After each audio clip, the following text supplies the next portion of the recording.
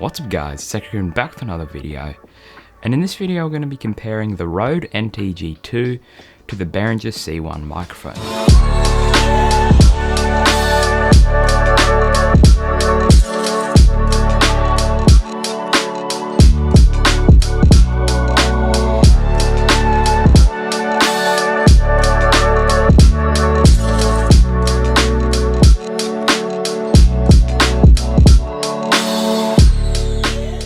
Now I'm sorry if I've been mostly uploading audio content here, but I'm kind of out of video ideas, so if you have any new video ideas, leave them in the comments below because I'm welcome to any new ideas.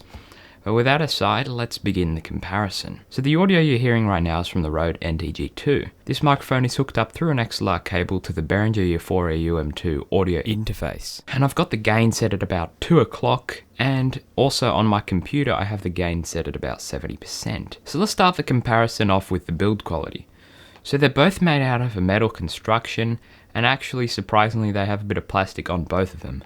The Behringer C1, as I've mentioned in all my videos, has a strip of plastic on the top of the metal mesh, while the Rode NTG-2 has a bit of plastic at the back, but to be honest it's mostly made out of metal on both of them. And both these microphones feel very solid in the hand, and I don't feel like they would break or anything.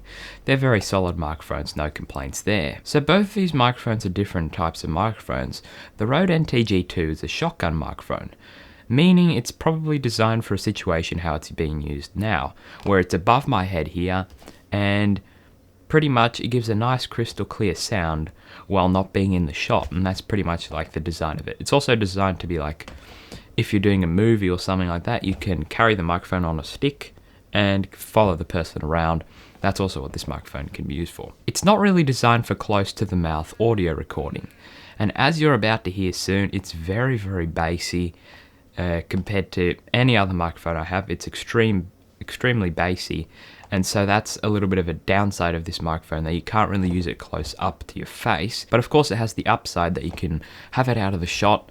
But anyway, let me bring the Rode NTG into the shot and we'll begin the sound comparison. But actually before I do that, I think I might do a little sound test with it just out of the shot. And right now it's literally just out of the shot. So this is a sound test with the Rode NTG-2 just out of the shot. I'd say it's about half a ruler's length away from my mouth. Alright, let's move it close to my mouth. Alright, now I've got it right kind of in front of my mouth. It's about this much away from my mouth.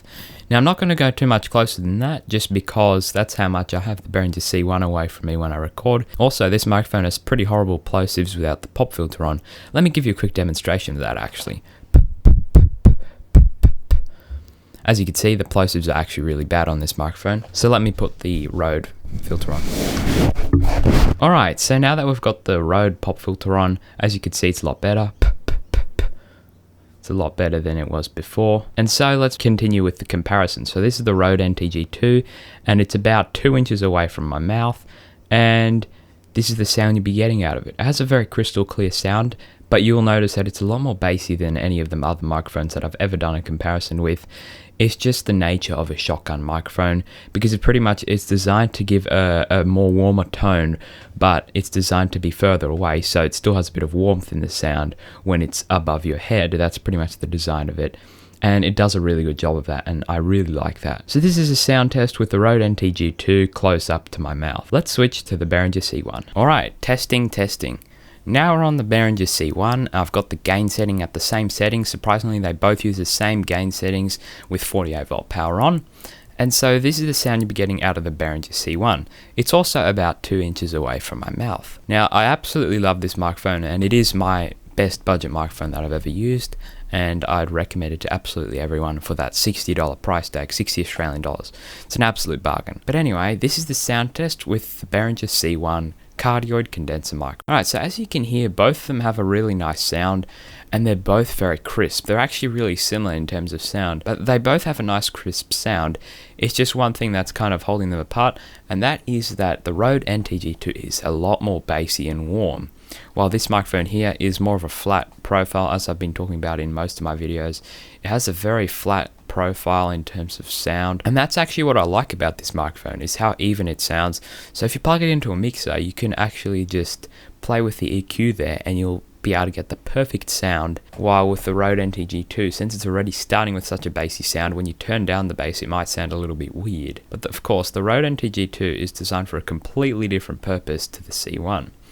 And the whole purpose of this comparison was really just to show you what a $60 microphone compares to about a $200 to $300 Australian dollar microphone.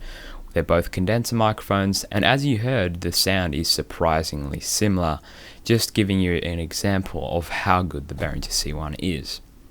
So if you did enjoy this comparison, drop a like on the video and subscribe to the channel. If you didn't, drop a dislike on the video, and I'll catch you guys in the next video.